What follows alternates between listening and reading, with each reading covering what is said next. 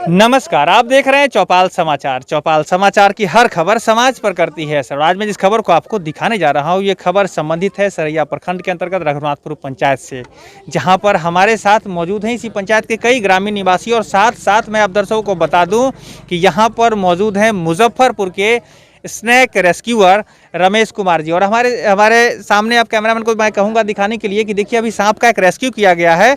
और ये सांप जो इन्होंने अभी बताया है कि ये गेहूमन जिसे हम लोग कहते हैं, कोबरा के नाम से भी हम लोग इसको जानते हैं, और आज इसका रेस्क्यू किया गया है। यहाँ पर बड़ी सावधानी से काम किया जा रहा है। लोगों ने अपने सूझबूझ के साथ इसको सुरक्षित रखा था। लोगों ने मुजफ्फरपुर से आकर यहाँ पर देखा, उसको पकड़ा है और इसको लेकर जंगल में छोड़ने वाले हैं। मैं एक बार जरूर आप लोगों को कहना चाहूँगा कि दर्शकों को मैं जरूर कहना चाहूँगा कि देखिए, सांप आप पहले से भी जानते हैं प्रकृति का ये अंग है। और प्रकृति का जो जीवन चक्र होता है, जिसमें प्रकृति में हम लोग आते हैं, जिसमें प्रकृति में जीव जंतु आते हैं, उसका एक अभिन्न अंग है। और इसमें यहाँ पर देखिएगा कि ये सांप को यहाँ पर डब्बे में रखने की बात हो रही है और उसको क्लोज थोड़ा सा दिखाएंगे। और फिर मैं बात करके बताऊंगा यहाँ पर यहाँ के जो रेस्क्यूअर हैं उनसे भी बात होगी। और थोड़ा सावधानी बरतते हुए आप दूरी बनाएं।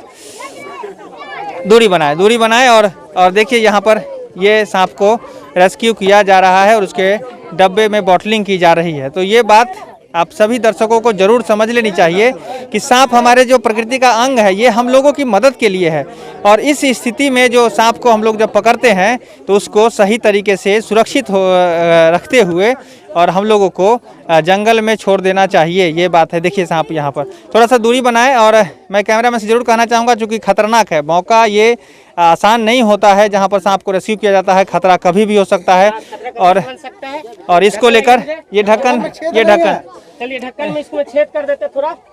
और पहले आप रमेश पहले पीछे हट जाइए। और यहाँ पर मैं जरूर दिखाना चाहूँगा, देखिए आप लोग बने रहे और मैं बात करके यहाँ पर जो रमेश जी साथ में यहाँ पर आए हुए, उनके कई सारे हेल्पर भी हैं, उनसे बात करेंगे। लेकिन जब तक सांप यहाँ पर बोतल में चला गया और ढक्कन ना लग जाए, तब तक उसको हम लोग अभी उसके पास जाने का प्रयास नहीं करेंगे। और ढक्कन टूट ना जाए, ध्यान रखिएगा। अलग इसमें छेद कर दीजिएगा ना, सुनिए इसमें छेद करिएगा ना, ढक्कन टूट जाएगा ऐसे में, ठीक है।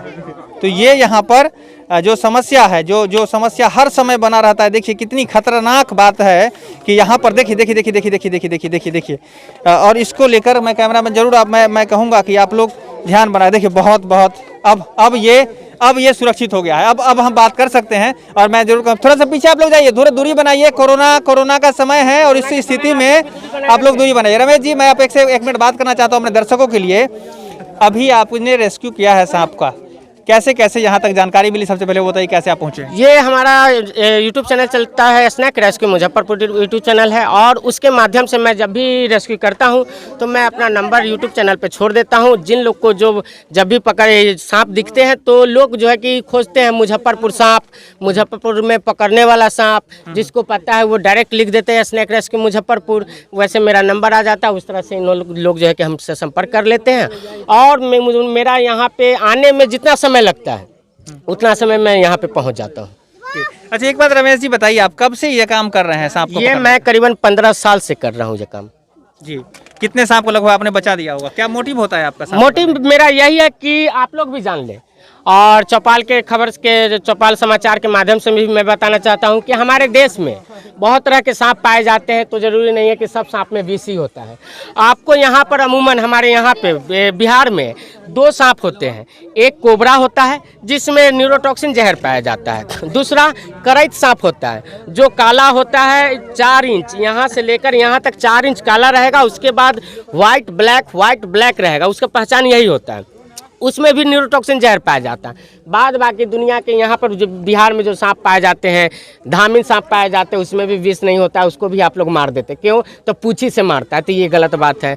आप ढोरवा में विष नहीं होता है, उसे भी आप मार देते हैं। सकरा सांप जो आप लोग घर में देखते हैं, सकरा सांप में भी विष नहीं होता है, उसे भी आप लोग मार देते हैं। हरारा सांप होता है, उसमें भी विष नहीं होता है, उसे भी आप लोग मार देते हैं। उद्देश्य है कि सांप को बचाया जाए। जी हाँ, निर्दोष को बचाना है। आदमी से खतरनाक कोई जीव नहीं है सर। इस धरती पे सबसे अधिक खतरनाक कोई है तो हम आप इंसान हैं। चलिए, तो सांप अभी आप बचा रहे हैं, तो आपने कहा कि बहुत सारे सांप को बचाया भी है, तो लोग सबसे पहले तो मैं ये कहूँगा आपसे संपर्क करने के लिए अपना अगर नंबर बता दें हमारे दर्शकों को तो आसानी होगी। क्या कोई नंबर होगा, क्या संपर्क? जी, मेरा snack rescue Muzaffarpur YouTube channel चलता है, डिस्क्रिप्शन में मेरा सारा चीज़ बायोडाटा दिया रहता है, उससे आप मेरा नंबर ले सकते हैं। अगर मेरा फिर भी मैं आप लोग को नंबर मैं आपको फिर दोहरा देता हूँ।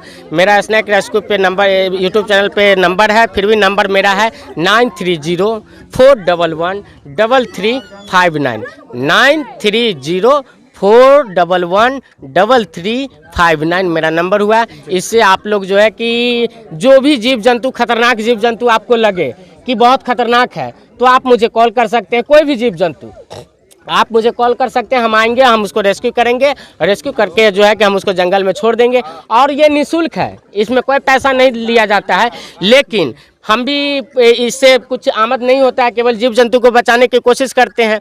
तो ट्रेवल खर्चा जो होता है वो मैं सब लोगों से निवेदन यही करता हूं कि अगर मैं दूर सफ़र कर रहा हूं तो ट्रेवल, जब हम आपके पास आएँ तो ट्रेवल खर्चा केवल मुझे आप दे सकते हैं। चलिए, तो ये आपका ऑलमोस्ट निःशुल्क ही है। और हम ये कहना चाहेंगे कि सांप यदि किसी को, चूंकि अभी बाढ़ अपने मुजफ्फरपुर क्षेत्र बाढ़ से प्रभावित रहता है, थोड़ा दूरी बना ले आप, दूरी बना ले सभी लोग। यहाँ पर कोरोना का समय है और आप सभी लोग मास्क जरूर पहने। मैं दर्शकों को भी कहना चाहूँगा, थोड़ा सा कैमरामैन मैं जरूर आपसे कहूँगा कि आप भी थोड़ी दूरी बनाएं।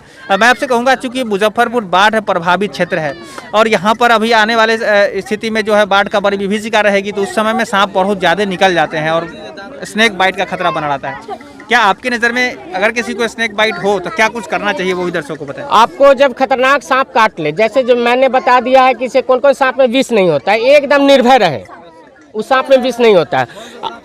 ये कोबरा सांप काट ले और करैत सांप काट ले, यहाँ पे अमूमन तो यही दो में विष है, अन्यथा किसी सांप में विष नहीं है।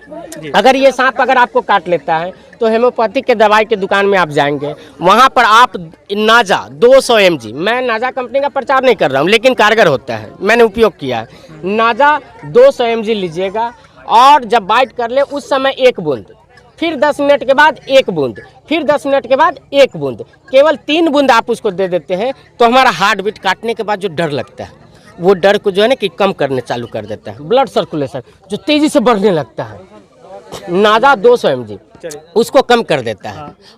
और ये जो है अभी जो न्यूरोटॉक्सिन है, इसको लेकर के जो एंटीवेनम है उसको लेकर क्या कहना चाहेंगे? देखिए, इसमें न्यूरोटॉक्सिन जो जहर पाया जाता है वो हमारे जो है कि मेडिसिन में यूज किया जाता है, यूज होता है, इसलिए सांप को बचाना हम लोग को ज़रूरी है। दर्द का दवा हो या इंजेक्शन जो बनता है दर्द का, उसमें जो है कि हमारे सांप का विष का जो है कि अंश मिलाया जाता है। अगर वो नहीं होगा तो कैंसर का भी जो इलाज होता है तो हमारे सांप के विष के ही अंश लेकर जो है कि कैंसर का इलाज किया जाता है। सांप यदि काटे तो उसको लेकर न्यूरोटॉक्सिन जो जहर उसमें आता है तो पहले तो परखनी चाहिए उसको कि ये आपको सांप विष वाला काटा है कि विषहीन काटा है। हाँ, तो और ये बहुत अच्छी तरीका है पहचानने का। विषैला सांप के केवल 2 दांत होते हैं। कितने? 2 दांत। 2 दांत। और जो विषैला सांप नहीं है उसको अमूमन जो है कि बहुत सारा दांत होता है, क्योंकि उसको अपने आहार को दबोच कर पकड़ना रहता है। और ये सांप को जो है कि अपने आहार को दबोचना नहीं है, इसको एक बार बाइट किया, बाइट करने के बाद उसको छोड़ देना है, वो जहाँ भी जाएगा मरेगा। इसने अपना न्यूरोटॉक्सिन जहर उसमें छोड़ दिया है, ये अपने ग्रंथियों के हिसाब से वहाँ पर जाएगा और उसके बाद अपने आहार को खा लेगा। लेकिन विषहीन सांप जो होता है ना, उसको काफ़ी दांत होता है, तो ये सांप आपको काटेगा तो 2 ही चिन्हासी आएगा, विषैला सांप। और तो ये आपको सांप अगर काटता है और तो सबसे पहले मैं दर्शकों को जरूर कहना चाहूँगा मैं बीच में कि सबसे पहले परखना है कि आपको सांप ने जो काटा है वो विषहीन है या विषैला है। यदि विषहीन है तो डरने की बात नहीं है, आपको तब भी कोई सुविधा और सावधानी के लिए डॉक्टर से मिल लेना चाहिए। टेटवाइट का सुइया एक लेना जरूरी है। लेकिन यदि आपको विषैला सांप ने काटा है तो इसको लेकर डॉक्टर को यथाशीघ्र संपर्क करना है। किसी भी झाड़ फूक में या किसी भी इधर उधर के ओझा गुनी के पीछे नहीं रहना है, आपको सीधे सीधे अस्पताल जाना है। क्या कहना चाहेंगे? एकदम यही आपके बात से मैं 100% सहमत हूँ और मैं भी यही विचार लोगों को देता हूँ जी।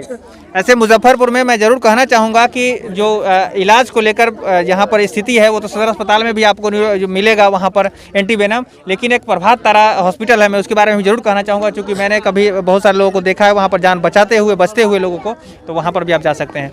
और आपकी नज़र में क्या ये सब, चूँकि आपको भी पहले स्नेक बाइट, मैं जरूर बता दूँ दर्शकों को, एक बार स्नेक बाइट आपके साथ भी हुआ है, कैसे कैसे आपकी जान बची थी, थोड़ा शॉर्ट में बताएं। स्नेक बाइट करने के बाद मैंने तुरंत जो है कि बिना समय गवाए हुए प्रभात तारा हॉस्पिटल पहुँचा और वहाँ पर पर मैंने बता दिया कि मुझे कोबरा ने काटा है, जैसे कोबरा बता देता हूँ वैसे वहाँ पर जो है कि फर्स्ट एड जो है कि कोबरा का ही चालू हो जाता है, क्योंकि मैंने बताया I am snake rescue Muzaffarpur, तो वो जान गए कि ना ये लोग जानकार लोग हैं। तो जैसे मैंने बताया वैसे मुझे कोबरा का एंटी वेनम जो है कि चलाना चालू कर दिया। उसके बाद करीबन सुबह में हम जो है कि हॉस्पिटल से रिलीज होकर हम घर पहुँचे।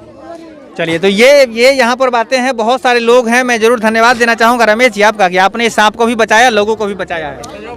जी बहुत बहुत धन्यवाद, आपको भी बहुत बहुत धन्यवाद। चलिए, तो पूरी टीम को धन्यवाद है, कई सारे लोग हैं यहाँ पर। और मैं ज़रूर कहना चाहूँगा कि आप लोगों ने जो इतनी बेहतर काम किया है और ये जो जानकारी मैं आपको दे रहा हूँ, ये सारी जानकारी आपके लिए है और आपके जो इकोसिस्टम है, जो प्रकृति का जो संरचना है, जो प्रकृति की जो व्यवस्था है, उसको संतुलित करने को लेकर है। तो आप ज़रूर इसको शेयर करें, आगे भी लोगों को बताएं। और हम आपसे आग्रह करते रहेंगे कि आप बार बार ऐसे ही काम करें जिससे समाज बनता है, जिससे हमारा प्रकृति संतुलित होता है। ऐसा काम ही करें जिससे कि लोगों में जागरूकता आती है। तो आज के लिए बस इतना ही।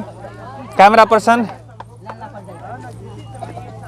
मुकेश कुमार के साथ है, मैं हूँ अभिषेक आनंद। चौपाल समाचार के लिए धन्यवाद।